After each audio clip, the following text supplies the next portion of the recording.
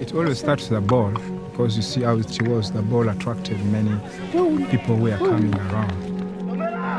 The first day we came, we just put the ball in the field and we were able to get around 50 children who came, and we started building a relationship with them. And that's how we started the ministry here, this project. I love soccer because soccer is mostly related to life.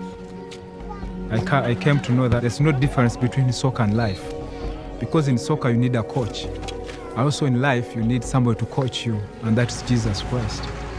We were in the slums of Kampala when we met Moses. He was sent a few years ago by Sports Outreach to begin a sports ministry from the ground up. Children used to come, we train them soccer, and then late in the evening we send them back to their homes. But I came to discover that some children need to go back home, and they would stay at the field. So they would tell me that, Coach, you know, we don't have where to stay. We come from the streets. One time during my devotional time, I was reading in James chapter 2. It says, what faith do you have without action? Faith has to go with action, just as Jesus was. He used to meet people's needs. Those who were blind used to heal them. Those who didn't have food used to feed them. So that touched me so much. As I looked at these children, young as they are, I was able to remove one of the kids and took him to my home.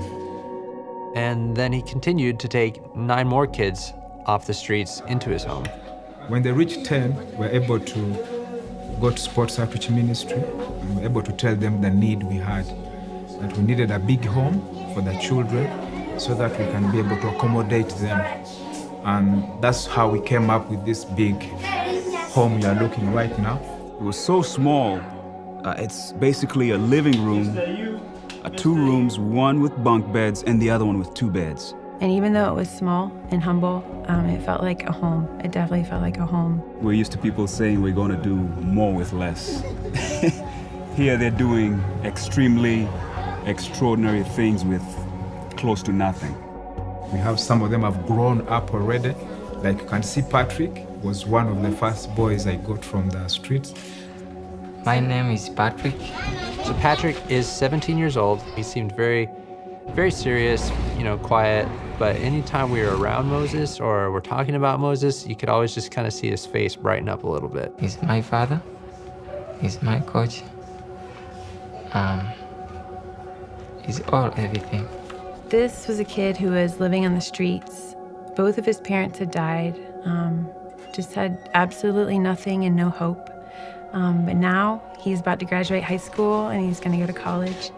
And it's just amazing to see how his life has changed. Don't tell God you have a big problem. Tell your problem you have a big God. I have a goal. I want to help the children to get them from the street, as Sports Outreach doing for me. And Sports Outreach isn't only giving them a home or a place to stay, they're showing them the love of Jesus every single day. For me, I really want to develop the children because they are the future. They are the ones who will be able to carry on the gospel of Jesus Christ.